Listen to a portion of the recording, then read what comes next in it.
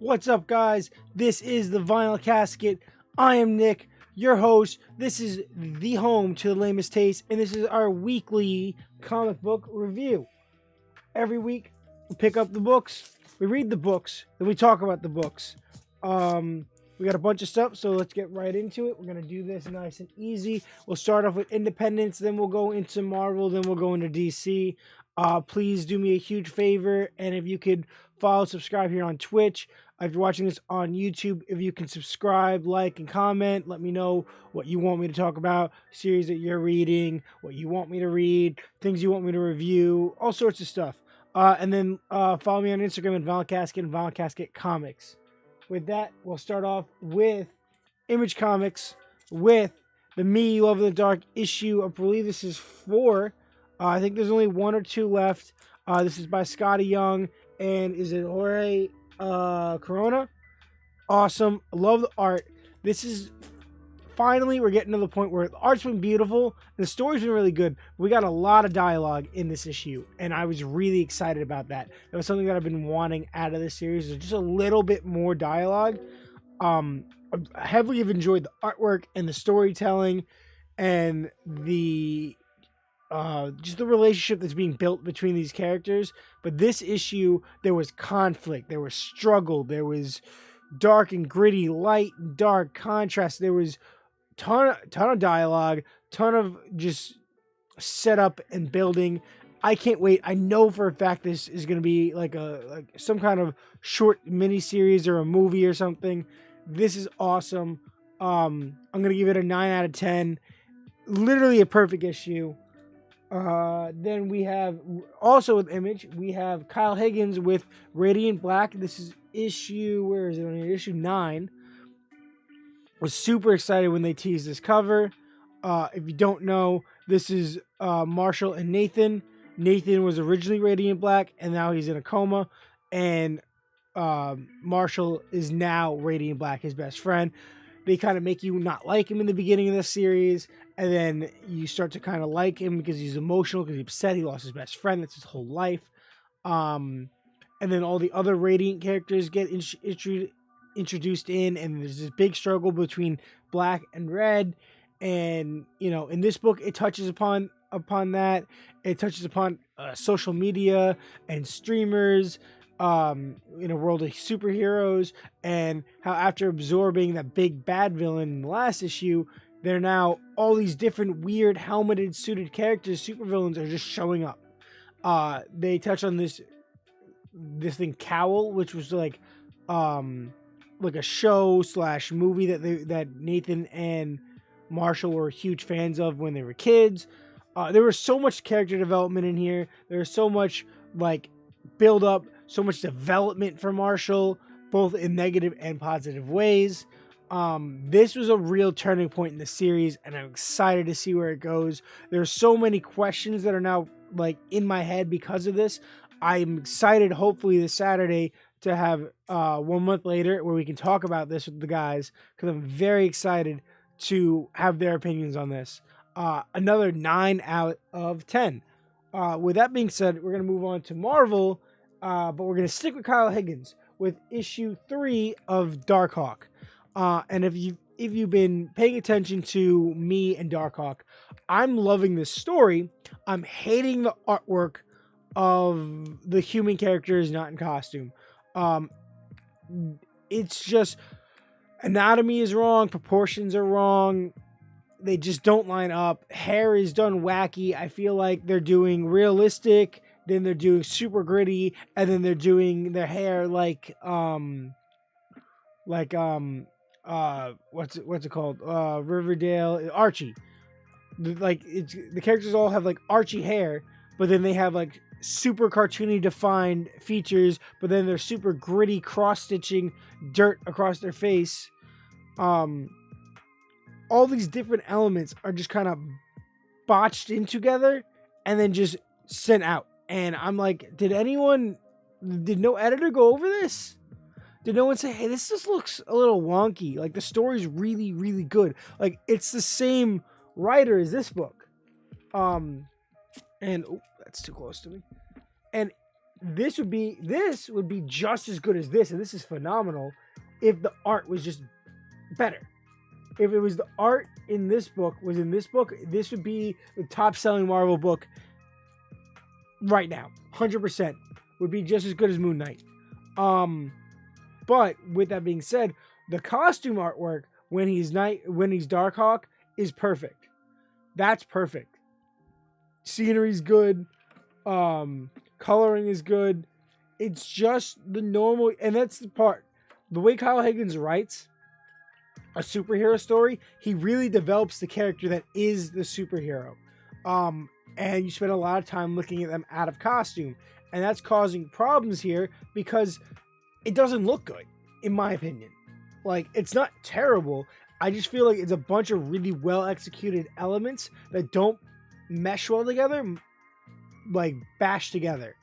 I feel like if you separated all the elements and you refined each element fully throughout the whole book, it would be a great art all the time. But there's like 5 different elements that don't mesh well together that are being forced together, and I don't get it. I'm gonna give it a. It's hard for me because I really enjoyed the story. It was an interesting story. There's a lot of combat. Finally, his friend is dead. His best friend that he's been having this conflict with is dead. Yeah, and it's really just you get to see more about his MS and like not MS, but stuff going on with his brain condition and all sorts of stuff. It's a really good issue. I'm gonna give it a weak 7 out of 10. Sticking with Marvel, we have Strange Academy presents Death of Doctor Strange. So because of the Death of Doctor Strange event going on, Strange Academy has been sent home. You know, the Academy is basically, said, all right, we're closing for now. Brother Voodoo has really closed the campus. This story focuses on the 2 sons of Enchantress and this deal she made about her firstborn before she ever thought about having kids, and how this wizard in Weird World had taken them when they were infants, and Doctor Strange had helped. So then it ties it into that. It was pretty interesting. Artwork is really good. I enjoyed the story. I really want to get back into Strange Academy. I'm going to try to get those paperbacks, those trade paperbacks, and try to catch up. I really did enjoy this. I thought it was a good read. I'm going to give it a 7.5 out of 10. All right, now we move into DC. I don't know what the hell this was. I don't know why I picked it up. I told myself I wasn't going to pick it up. I said I wasn't going to do this. So Superman and Authority was the thing. It was like 4 or 5 issues. It wasn't it for me. I wasn't really into it. I didn't enjoy it. I'm not continuing to read Action Comics because that's where the Authority story is going, into Action Comics. This was like a mission before they started their main mission where Batman needed their help. And I'm just completely confused what the hell was going on. The artwork changed multiple times. It was weird. It was strange. It wasn't bad. It was just not what I was expecting, and it was very hard for me to keep up. If you had not read that miniseries, this was impossible to read. Impossible.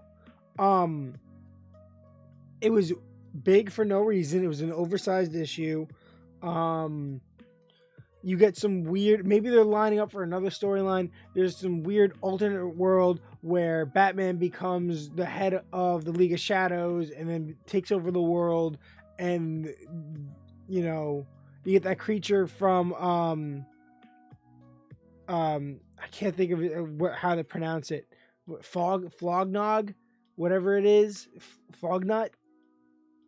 Those weird beings are kind of like the Watchers from Marvel that were heavily involved in Flash Forward and Dark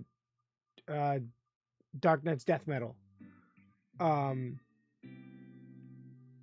But yeah, I don't know. I really don't know. I really don't know how I feel about this. The whole original miniseries, you had an older Superman and now you have younger Superman. I don't know what's going on. Character development was okay. Really did like the stuff they did with Midnighter. That was cool. I'm gonna give it a 6, 5.5, 6 out of 10. Teen Titans Academy 7. Awesome cardstock cover. This is my first variant of the day. You get, feels like the last issue was 2 months ago. You get the continuation with Gorilla Greg and his uncle Gorilla Grodd. What happened? I feel like they just kind of jumped in, right?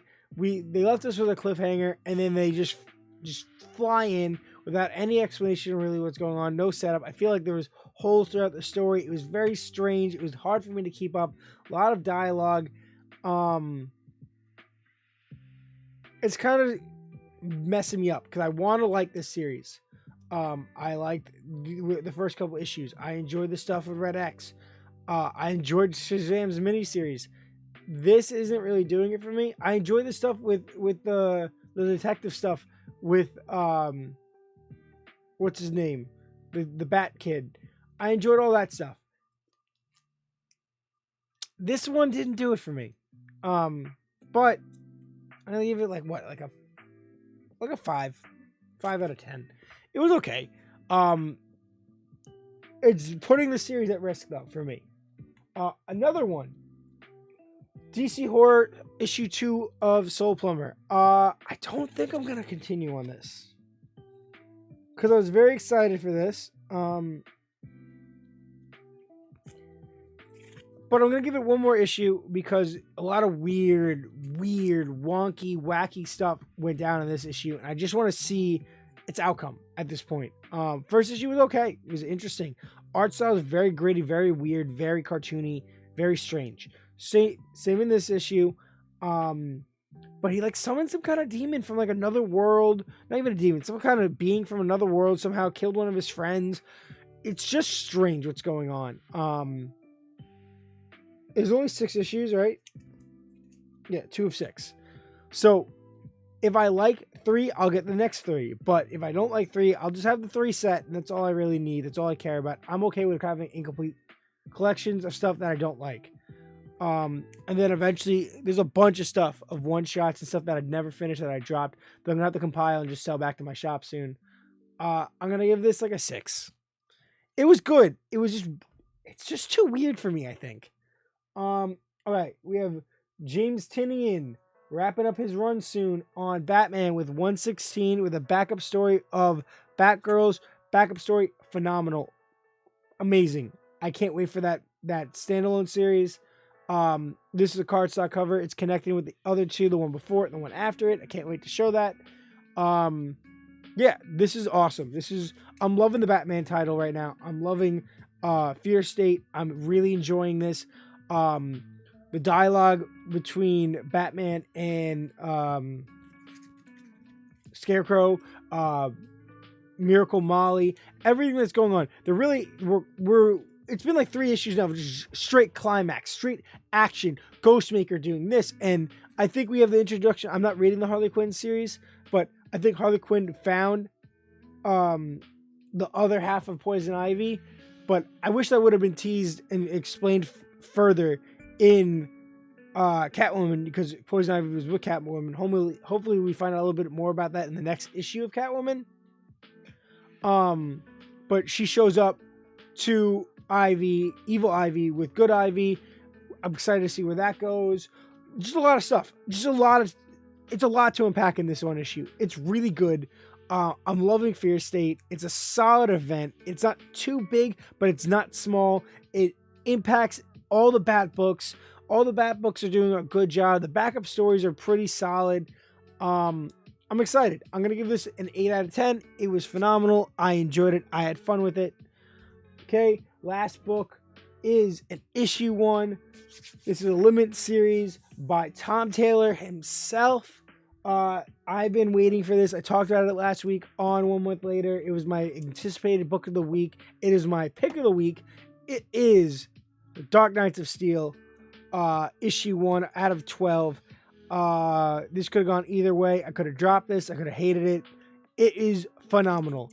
There's a lot to spoil in this book, and I'm going to try not to because I want people to read this. Basically, this is a what-if scenario. what if, instead of sending the pod with Kal-El in it, Krypton was destroyed before she'd given birth. So they both hop in the pod, both parents, and she gives birth on Earth. But this is like medieval Earth, like Camelot style. And all these characters that we know and love are now like medieval versions of themselves. There's bastard stuff. It's like Game of Thrones, but in medieval times. Instead of like more like Game of Thrones is like medieval / Viking kind of stuff going on, where this is more like medieval so far, like more just straight kingdom stuff. But it's good. It is good. The reimagining of these characters is awesome. The Robins were great. I really enjoyed Canary. I really enjoyed Green Lantern and Green Arrow. I'm excited to see this. You have Jor-El as like a main character, which is really interesting. I'm very excited to see this. And just the ramifications of this first issue are just going to be so cool. This is a 10 out of 10 first issue. I loved it. I think it's phenomenal. And that is my pick of the week. These are my comics of the week.